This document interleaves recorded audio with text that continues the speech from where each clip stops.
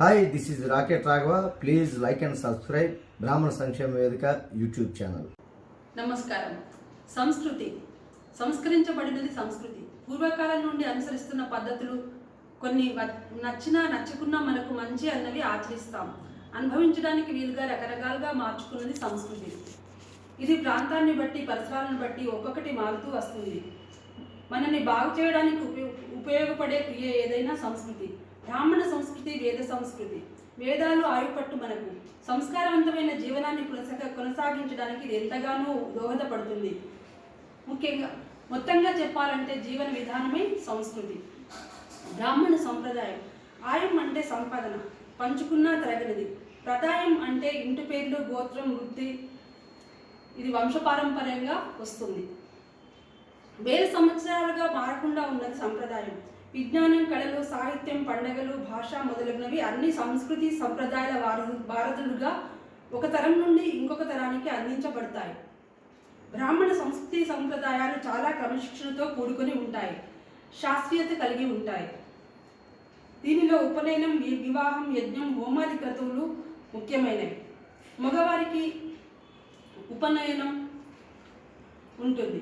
ఆడవారికి నోములు, వ్రతాలు, పెళ్లి కాకముందు, పెళ్ళి అయిన తర్వాత పట్టించే నోములు వారి వారి పుట్టింటి, అత్తింటి ఆచారాల ప్రకారం జరుగుతూ ఉంటాయి. వేదాధ్యయనం మాత్రం మగవారికి మాత్రమే పరిమితం చేయబడింది. మద్యమాంసాలు బ్రాహ్మణులకు నిషేధం. ఆడవాళ్లు శరీర ధర్మం దృష్ట్యా వేద దర్శనం మాత్రమే చేసుకోవచ్చు. వేదాల్లో ఏముందో తెలుసుకోవచ్చు. బ్రాహ్మణ సంస్కృతి సంప్రదాయాలు సనాతన ధర్మానికి పట్టుకొమ్మలు. వేద సంస్కృతి కర్మభూమి మనది. వంశపారంపర్యంగా వచ్చే సంప్రదాయాలు పాటించడం, సూర్యోదయానికి పూర్వమే నిద్రలేవడం, దంతదావనం చేసి ఇంటి ముందు ముగ్గు పెట్టి ఇల్లు పరిసరాలు శుభ్రంగా ఉంచడం, స్నానం చేసి శుభ్రమైన బట్టలు ధరించి దీపారాధన చేయడం, స్నానం చేసి మాత్రమే వంట చేయడం, పెద్దవాళ్లను బాధ్యతగా చూసుకోవడం, కట్టుబొట్టు ఆచార సంప్రదాయాలను పాటించడం, దాని వెనుక దాగి ఉన్న శాస్త్రీయతను చిన్నవాళ్లకు, తెలియని వాళ్లకు తెలియచెప్పడం, పండుగలు, వేడుకల్లో కుటుంబ సభ్యులందరినీ భాగస్వామ్యం చేయడం, దానివల్ల మన యొక్క సంస్కృతి సంప్రదాయాలు, దానిలో ఉన్న శాస్త్రీయత తెలుసుకునే అవకాశం కలుగుతుంది. ఇంట్లోకి చెప్పులను అనుమతించం, మంచాలపై కూర్చుండి తినడం నిషేధం. కుటుంబం అంటే ఏంటో, విలువలతో ఎలా జీవించాలో ఆచరించి చూపించడం. అందువల్ల ఒకరిపై ఒకరికి ప్రేమాభిమానాలు, సహకార ధోరణి అలవడుతుంది. రామాయణ, మహాభారత మొదలగు పురాణ ఇతిహాసాల గురించి తరచూ చర్చించడం వల్ల మనం ఎలా ఉండాలో, ఎలా ఉండకూడదో తెలుస్తుంది.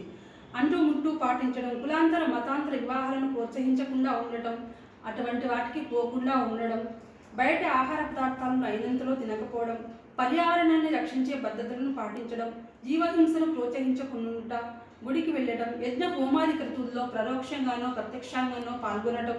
బ్రాహ్మణ జన్మ ఎంత ఉత్కృష్టమైనదో పక్కదారి పడుతున్న మన యువతకు తెలియచెప్పేలా కొన్ని కార్యక్రమాలు చేపట్టడం, మగపిల్లలు రోజు సంధ్యావందనం చేసుకునేలా ప్రోత్సహించడం. వివాహం అనేది మన బ్రాహ్మణ సంప్రదాయంలో జటిలమైన సమస్యగా మారింది. దీనికి పిల్లలతో పాటు తల్లిదండ్రుల గొంతెమ్మ కోరికలు కూడా కారణం. పాశ్చాత్య పోకడలకు మన సంస్కృతి సంప్రదాయాలను కాదని వేరే కులం, వేరే మతం వాళ్లతో లేచిపోతున్నారు. ఇందులో ఆడవారు, మగవారు ఇద్దరు ఉన్నారు. సినిమాల ప్రభావం కూడా దీనికి ఒక కారణం. ఇది మన సంస్కృతికి తీరని విఘాతం, సంస్కృతి సంప్రదాయాలకు తీరని విఘాతం కలిగిస్తుంది. ఇలాంటివి జరగకుండా జాగ్రత్త పడాలి. ఆలస్య వివాహాలు బ్రాహ్మణ జనాభా తగ్గడానికి కూడా ఒక కారణం అవుతుంది. ఆడపిల్లలైనా మగపిల్లలైనా పాశ్చాత్య ధోరణిని విడనాడాలి. మన వివాహ వ్యవస్థ యొక్క గొప్పతనాన్ని తెలుసుకునేలా ప్రవచనకారులు, సాహిత్యకారులు తెలియజెప్తున్నారు. అవి వాళ్ళని చేరేలా జాగ్రత్తలు తీసుకోవాలి. కుటుంబ సభ్యులందరూ ఒక చోట కూర్చొని రోజు కొంత సమయమన్నా మాట్లాడుకోవాలి.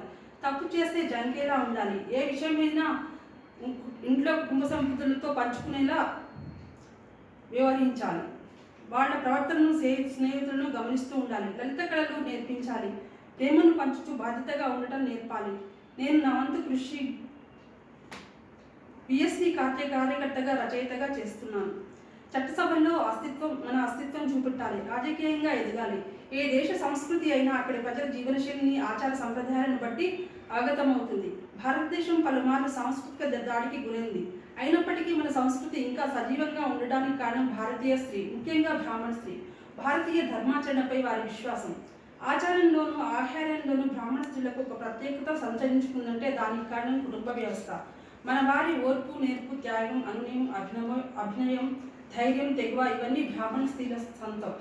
వారి కృషి అమోఘం. మన సమాజం ప్రమాదంలో ఉంది. కాపాడుకునే బాధ్యత మనందరిది. సనాతన ధర్మం వర్ధిల్లాలంటే మనం మెనుకొనక తప్పదు. మన సంస్కృతి సంప్రదాయాలకు విఘాతం కలిగించే ఏ చర్యనైనా ముక్తఖండంతో ఖండించాలి. అది సాహిత్యము, కవిత్వము, దేని ద్వారానైనా కావచ్చు. ధర్మో రక్షిత రక్షత. జై.